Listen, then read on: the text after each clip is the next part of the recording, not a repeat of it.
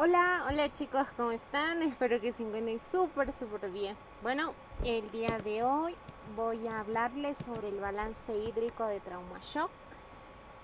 Bueno, presentado por Brent Llorona y Cristina. Y vamos a recordar algunas cosas y vamos a ¿ya? Empecemos. Trauma. ¿Qué es trauma? Pues son todos los daños, ya sean intencional o no intencional, causados por la exposición brusca a fuentes de concentración de energía, tanto mecánica, química, térmica, con ausencia de elementos esenciales para la vida, como lo que es el oxígeno y el calor. Aquí podemos ver algunas fases de la atención del trauma. El trauma ocurre, por ejemplo, en un accidente de tránsito, y no solo en un accidente de tránsito, sino también en una casa. Hay esos accidentes adversos o en el trabajo, etcétera, pero que te genera contusiones o que te convierte en una persona politraumatizada, ¿ya? ¿Cuáles son las fases de esta atención en el trauma? Pues primero es el rescate de la víctima, luego es la atención inicial prehospitalaria, posterior el traslado al centro de un trauma, atención inmediata en el hospital, una intervención quirúrgica si lo necesita, y al final una atención definitiva, ¿no? En observación, etcétera, para el recuperado de la persona. Entonces, ¿y ahora qué es un politraumatizado, Angie? Pues esto lo podemos definir como una persona que sufre lesiones ya sean internas o externas, que va a involucrar uno o varios órganos o sistemas como consecuencias del impacto que compromete la vida, que lo podemos perder en un instante si es que no damos los cuidados necesarios. Pero no solo ello, ¿no? Que tal vez en el impacto pues la persona llegue a fallecer por lo muy brusca que pueda ser, ¿ya? Y pues recordemos aquí algo muy importante que me llamó a mí la atención y que es bueno que lo tenemos que recordar, que un paciente adecuado en el tiempo adecuado, hacia el lugar adecuado, podemos ayudarlos, ¿ya? Podemos ver mejoras en ese. Entonces, ¿cómo es un paciente adecuado? Pues es la persona portadora de lesiones, en este caso de politrauma, como ya les iba mencionando, que hasta demostrarse que no sea un politraumatizado, pues son capaces de producir su muerte en pocos minutos. Si nosotros no realizamos lo que es la hora adecuada, o sea, en el momento adecuado, en la primera hora, pues nuestro paciente va a terminar siendo uno de los 50% de fallecimientos que ocurre cuando hay un accidente. Pero si es que nosotros actuamos en la hora adecuada, pues pertenecerá al 85% de recuperados, ¿ya? En este caso podemos observar a un paciente que tuvo un accidente de tránsito y quedó politraumatizado. Y aquí le están dando en la hora adecuada los primeros auxilios, que va a consistir en no moverlo, ver, va a verificar la vía aérea, va a poner en rigidez el personal de salud o el personal bombero, una persona que esté capacitada para esto, va a poner en rigidez lo que es la cabeza, va a evitar que se mueva, va a poner un collarín, porque desde el momento en que él ve o la persona ve que ha sucedido ese accidente, va a relacionar que el paciente ya tiene un problema cervical, hasta que compruebe que no lo tiene, ¿me entienden? Entonces de esa manera nosotros vamos a aportar una buena ayuda a nuestro paciente. Y de la misma manera, ahora cuando les mencionaba paciente adecuado, a la hora adecuada y en un establecimiento adecuado o hacia un establecimiento o lugar adecuado. Cuando hay un accidente, lo primero que nosotros tenemos que ver, o las personas que estén en contacto, debemos verificar qué hospital es más cercano y qué hospital tiene la capacidad para poder estabilizar al paciente. En el caso, tengo un hospital, un puesto de salud, pues lo pueden estabilizar, pero perdemos tiempo, y mejor es que ayudemos de una u otra manera a estabilizar al paciente y llevarlo de inmediato a una unidad de trauma shock, ¿no? Que es una unidad que va a estar orientada a la atención de este tipo de pacientes, ¿ya? Entonces, ¿cómo la definimos esta unidad? Es la unidad prestacional de estructura y recursos materiales de máxima complejidad. En esta unidad se encuentran personales de salud, unos recursos humanos propios que están en las 24 horas, capacitados en entrenamiento continuo. Ellos ya saben qué es lo que van a hacer, cómo es lo que van a hacer, tienen que estar capacitados de una u otra manera, cotidianamente, continuamente, para las nuevas, para brindar una atención de calidad, ¿no? ¿Ya? Ahora vamos. Tenemos aquí, podemos observar lo que es la curva trimodal del trauma. ¿Qué es esto? O sea, ¿qué es la curva trimodal del trauma? Según los personajes y según estadísticas, los pacientes que son politraumatizados fallecen, un 50% fallecen al impacto, ¿ya? Mueren en el acto, ya sea por lesiones gravísimas, porque no tuvieron apnea, en el momento inmediato de eso, obstrucción de vías aéreas, una hemorragia y fallecieron. Aproximadamente el 50%, antes de que llegue tal vez alguien para que los pueda ayudar o socorrer. Luego está el precoz, lo trasladan al centro de salud, bueno, al hospital, a la unidad de trauma shock, y ingresa, hay la intervención quirúrgica, hay una atención primaria, controlamos y todo, pero tiene un shock hipovolémico, a veces no se puede controlar eso, lesiones cerebrales y el paciente nos deja. Por eso los llaman en el momento precoz. Y por último tenemos tardío, que aproximadamente el 20% de pacientes que llegan hasta aquí, pues por una infección intrahospitalaria o por una sepsis general, pues puede provocar su muerte, ¿no? O por distrés respiratorio, lesión cerebral grave. Entonces son las tres maneras, pero nosotros tenemos que evitar eso, ¿no? Ya al menos que no podamos, y eso sería muy muy distinto. Entonces son tres cosas cuando el paciente llega al establecimiento de salud. 1, se recupera. 2, pasa a UCI. O 3, fallece, ¿no? Entonces son las tres cosas. Las tres cosas que nosotros también tenemos que tener muy muy presente cuando estemos tal vez en el establecimiento. Ahora, ¿qué cuidados nosotros como enfermería debemos brindar? Pues primero es la evaluación primaria. Cuando ya el paciente está en nuestra unidad de shock, lo primero que tenemos que ver es vías aéreas. ¿Cómo están las vías aéreas? Si está hablando o no está hablando, está consciente, está inconsciente, está orientado o no, etcétera. ¿Ya? Y ver si hay protección de la columna cervical, si tiene un collarín, si la cabeza está recta, si el cuerpo también está recto, todo ello, ¿no? Nosotros evaluamos a la primera, ¿no? Vemos eso. En el caso no esté así, pues empezamos nosotros a estabilizar al paciente, etcétera. B, lo que es la respiración y ventilación. Vamos a verificar si las vías aéreas están permeables, si aún está respirando. Si en el caso no fuese así, pues se procede a lo que es a una traqueotomía, una ventilación mecánica, etcétera, pero tenemos que llegar a tener la respiración y la ventilación adecuada en nuestro paciente. La C, tenemos que tener mucho cuidado con lo que es la circulación y el control hemorrágico. Puede que por ahí tuvo un golpe y una contusión, también hubo un objeto contuso, se quedó, hay hemorragia, dañó algunos vasos.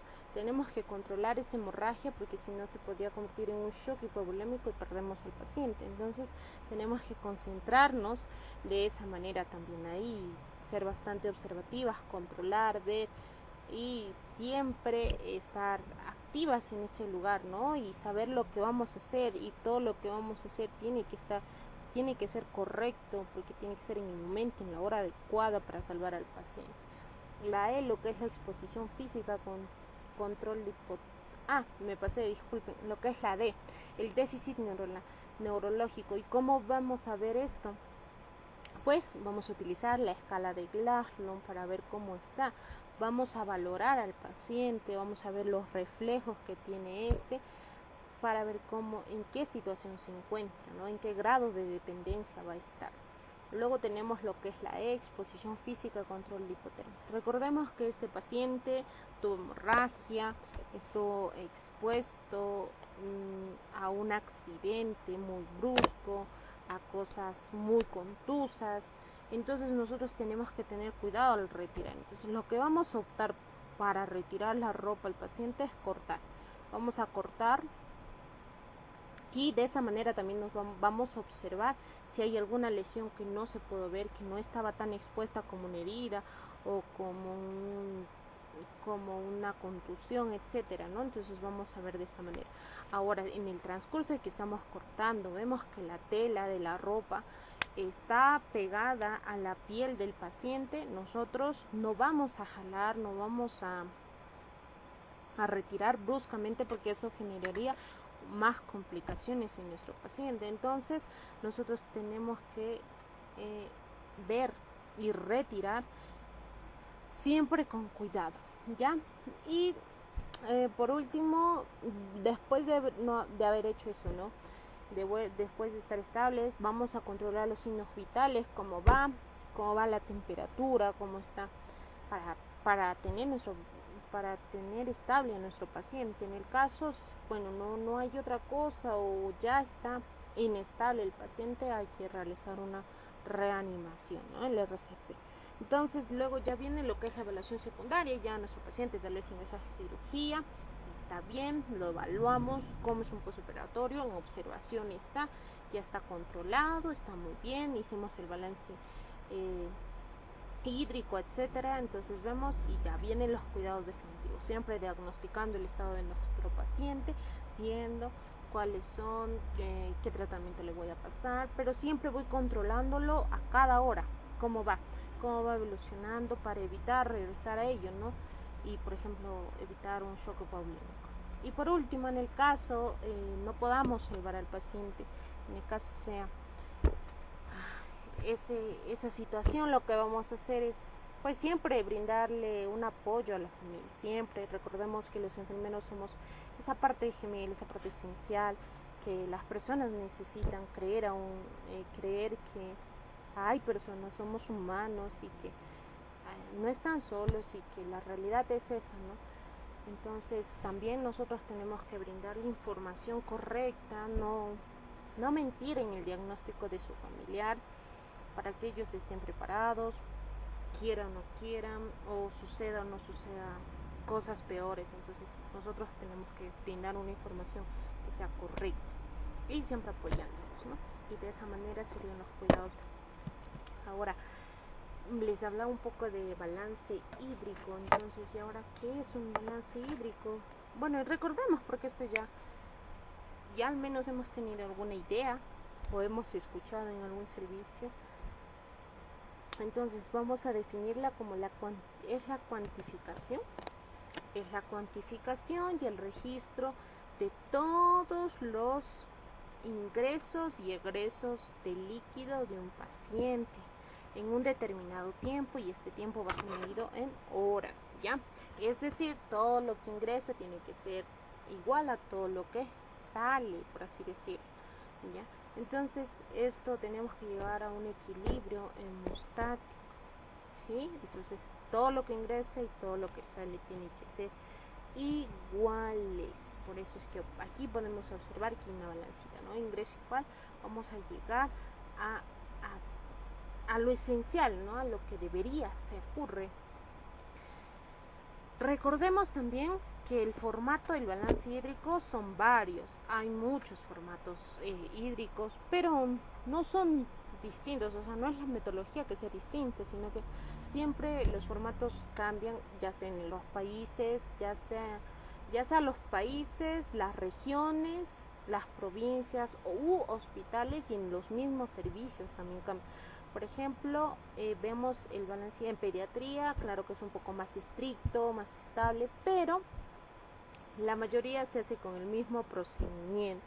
En el caso como es del trauma-shock, en este caso nosotros tenemos un formato distinto, no es uno tan igual a lo que es un balance en medicina general, medicina especializada, porque vemos otro tipo de formato y dependiendo también, como les decía, los hospitales, ¿no? En este caso vamos a trabajar nosotros con el balance hídrico de trauma shock.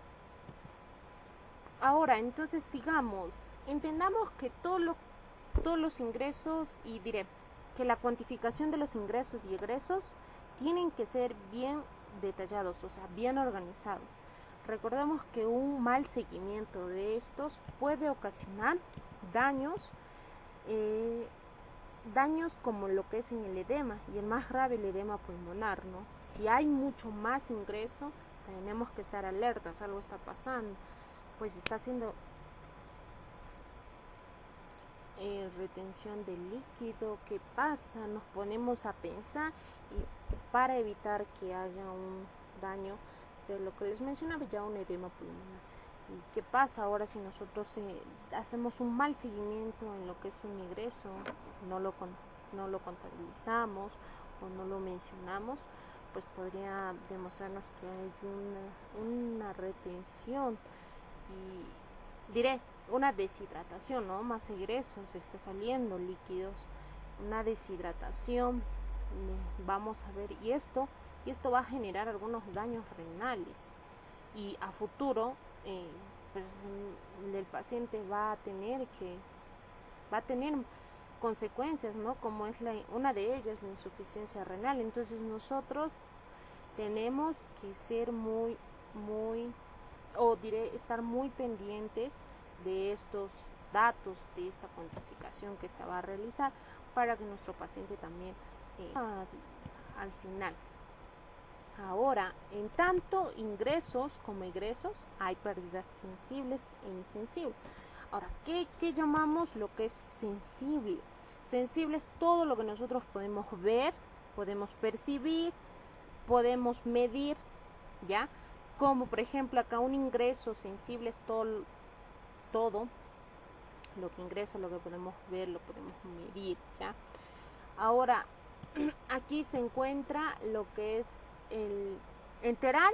A ver, el ingreso sensible enteral es todo lo que ingresa por el sistema digestivo, por la boca, ¿ya? Y ahí tenemos lo que es el agua, los alimentos, recordemos esto, jarabes y las ondas nasogástricas, ¿sí? También tenemos ingresos sensibles pero parenterales. ¿Qué son los parenterales? Los que no ingresan por la vía oral, sino por la vía endovenosa. En este caso tenemos el cloruro de sodio, los tratamientos, y acá tenemos que hacer una pausa. Los tratamientos o los líquidos por los tratamientos van a cambiar, por ejemplo, por la cantidad de líquido o mililitros que vamos a disolver o vamos a utilizar como diluyente de los medicamentos. Por ejemplo, una amicacina, que es un antibiótico, lo vamos a tener que diluir en 100 mililitros, mientras que un omeprazol podemos pasarlo en 20 o en 25, ¿no? Entonces siempre tenemos que tener eso también en cuenta. Ahora otro ingreso sensible parenteral que podemos medirlo y es lo que es las transfusiones sanguíneas. Eso también nosotros tenemos que observar. Vamos, ahora los ingresos insensibles. Lo insensible es lo contrario de lo sensible, ¿verdad? Lo que nosotros no podemos percibir, pero sí lo podemos cuantificar. ¿Y cómo lo cuantificamos? Con las fórmulas ya establecidas. Y en este caso tenemos lo que es el agua metabólica o el agua de oxidación. Esta se produce por la oxigenación, por la oxidación de biomoléculas con el hidrógeno. Aquí tenemos las proteínas, los carbohidratos y líquidos que al ingresar a nuestro organismo, estos hace que el cuerpo al metabolizarlos busque moléculas de ya dentro de cada uno de nosotros. Y para ello tenemos nuestra fórmula principal que más adelante se les va a explicar. Bueno, vamos a recordar como más fácil el hecho de desarrollar nuestro balance hídrico en los pacientes, ¿ya? En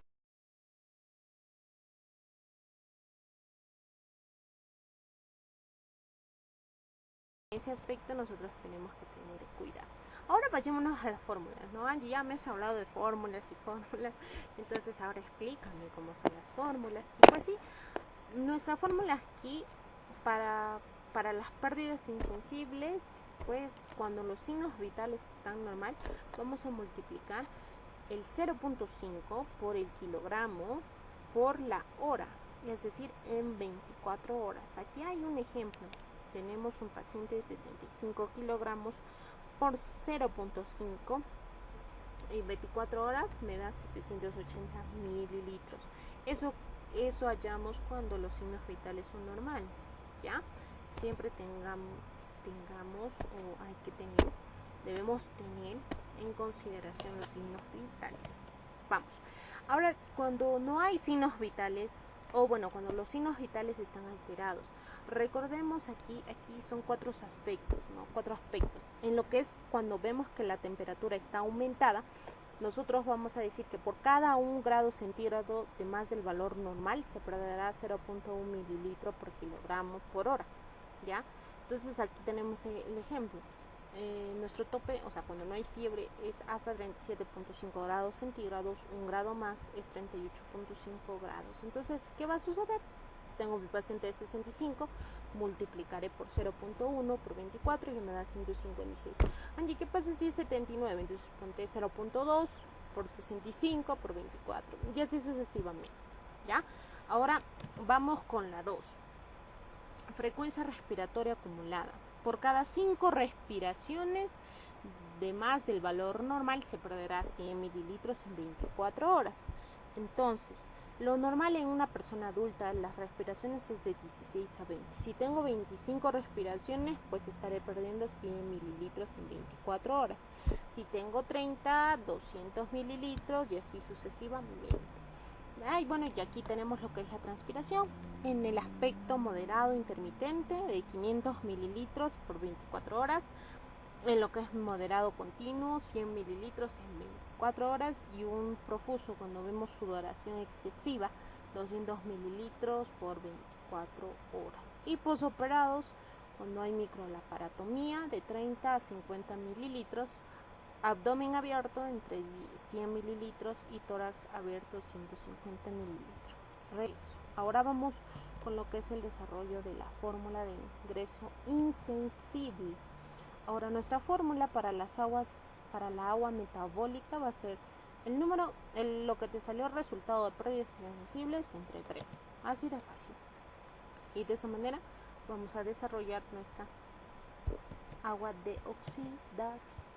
Bueno, ahora sí, ya teniendo los conceptos, ya recordando esas definiciones, ahora vamos a desarrollar un caso clínico.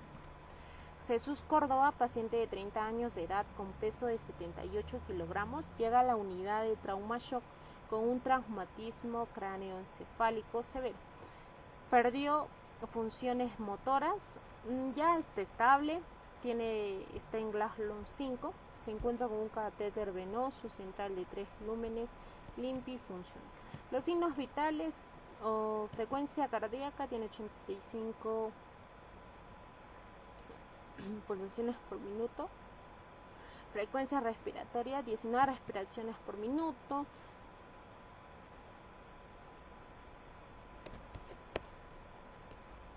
Su presión arterial 120 sobre 80 y está saturando 91%.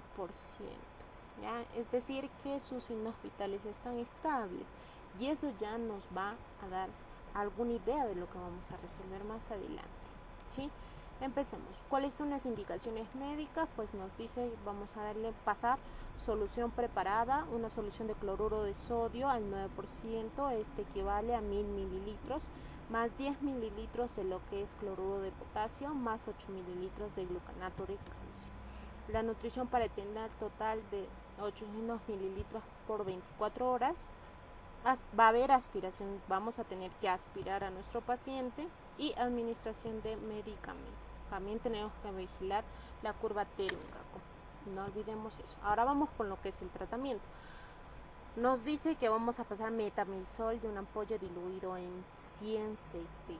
como les decía, aquí en el tratamiento va a variar lo que vamos a diluir en este aspecto.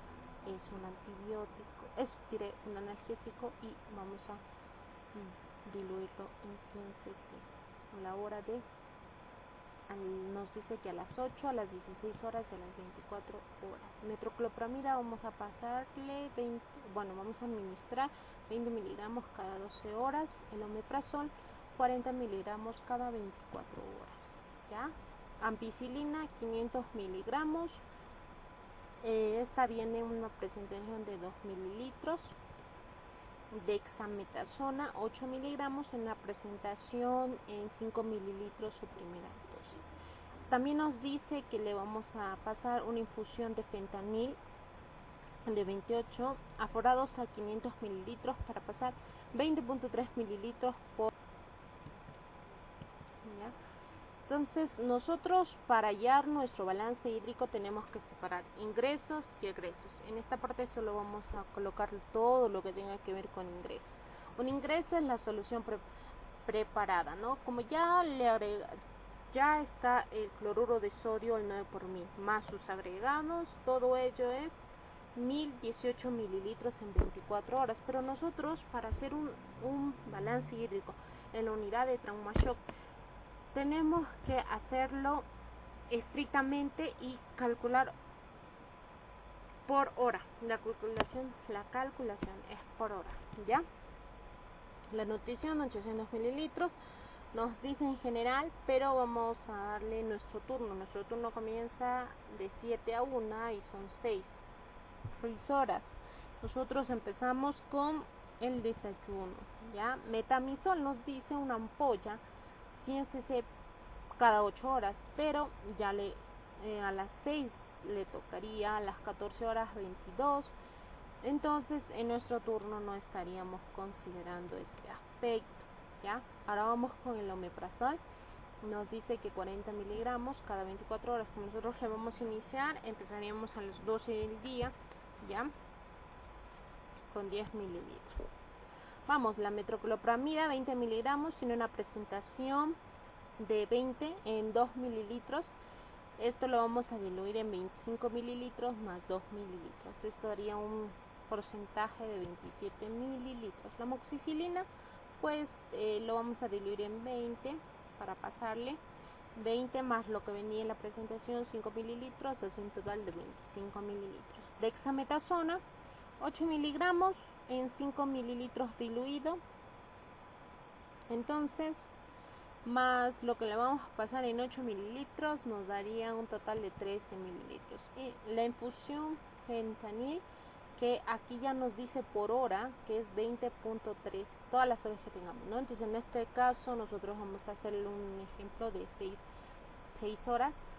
Entonces, vamos a pasar por 6, vamos a multiplicar, ¿no? Sería 120.8 mililitros aproximadamente, ¿no? El ingreso insensible es la tercera parte de qué era de las pérdidas insensibles. Y ahora vamos a ver, y las pérdidas insensibles las ubicamos en el egreso. Vamos, pérdidas insensibles, pues como nuestros signos vitales están normal en nuestro caso clínico, vamos a multiplicar el peso por 0.5 por las horas laboradas.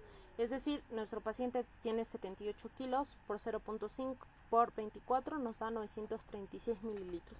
Y de aquí nosotros le retiramos la tercera parte por nuestro ingreso insensible, que es 312 mililitros, ¿ya?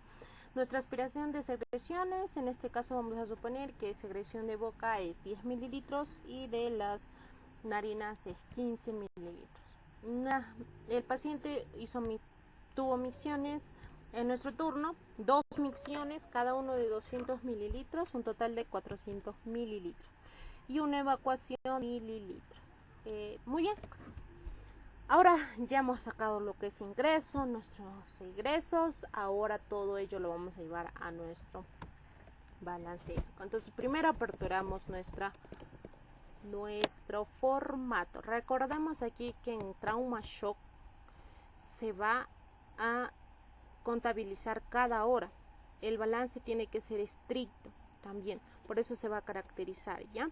Entonces nosotros tenemos que estar pendientes de ello, como ya les decía, para ver si hay un edema, si hay retención, para evitar ello, si hay un shock hipovolémico, tal vez por la hemorragia que tiene, etcétera, ¿no? Entonces nosotros tenemos que verificar eso y vamos a hacer un ejemplo. Como nuestro caso clínico ya lo hemos sacado, entonces va. Tiene dieta medicamentos por vía oral. Primero, discúlpeme, ya me estaba adelantando. Rellenamos la hoja. Entonces el nombre y apellido es Jesús Córdoba. No tiene el número de cama. Vamos a hacer la excepción aquí. La fecha es el 8 de febrero del 2021, ¿sí? Y vamos, vía oral, ¿tiene medicamentos? No tiene medicamentos vía oral. La dieta enteral, pues sí, digamos que le pasamos a las 8 de la mañana, 200 mililitros, más no tiene. Vamos, dieta enteral no hay, diré, dieta enteral ya está. Tratamiento enteral por vía oral no tiene. Tratamiento endovenoso sí. Ahí vamos a sumar 27, ya sea amoxicilina. Y los otros medicamentos que ya los sacamos anteriormente, que vamos a colocar, ¿no? 27 más 25 más 13. Y a las 10 de la mañana, a las 12 que le va a tocar lo que es el omeprazol. ¿Ya? Vamos. Ahora, las soluciones preparadas. Ya él nos mencionaba que todo lo agregado, ¿cuánto era?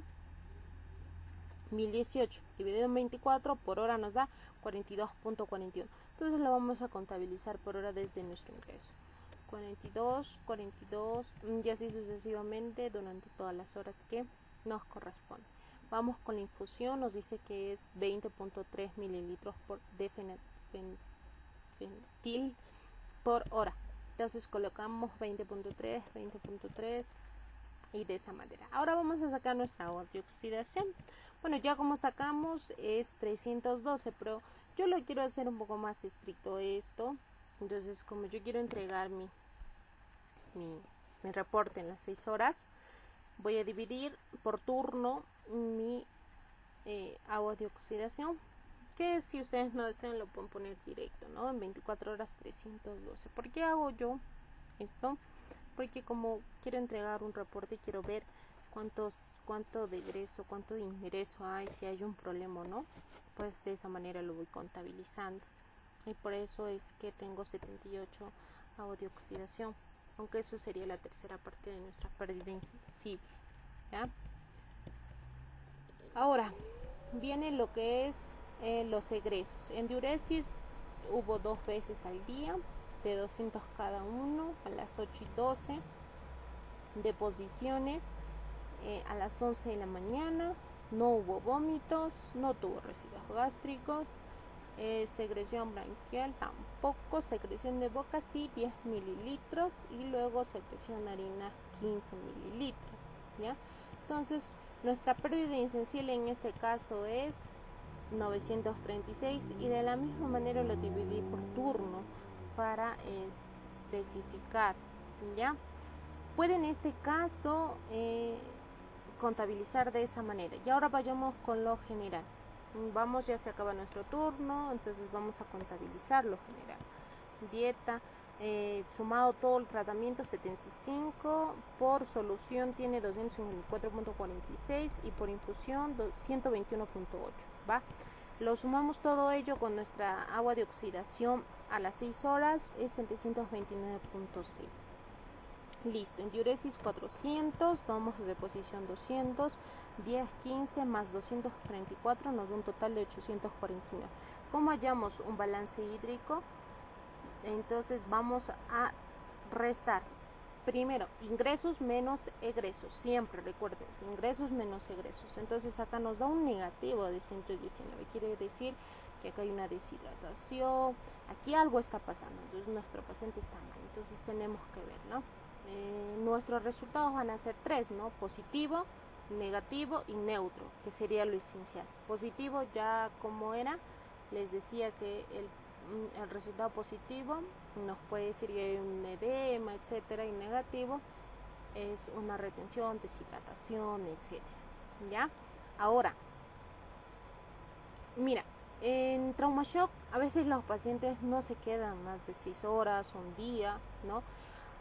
Otros solo se quedan 1 hora, 2 horas o menos, pasan ya lo que es a UCI, se internan en UCI o van a hospitalización, sino sí en este caso, ¿no? Este es un caso hipotético para poder obtener alguna idea. Entonces nosotros tenemos que tener claro, recordemos que si el paciente va a pasar a piso o a hospitalización, nosotros no cerraríamos, porque el turno que cierra es el turno noche, pero nosotros no vamos a cerrar, va a pasar tal cual y en hospitalización van a seguir realizando su balance y ellos, en el caso sea así, sí sería lo ideal colocar en agua de oxidación 24 horas, ¿ya? Eso sí sería muy recomendable para que cierre en la noche. Entonces, de esta manera estaríamos recordando un poco sobre lo que es balance hídrico. Espero en realidad que sí les haya gustado y les haya servido también para poder recordar, tanto ustedes como yo vamos recordando un poco este aspecto y esperemos que haya sido muy productivo esta explicación. Bueno, nos vemos chicos, espero que se encuentren bien y hasta luego. Gracias.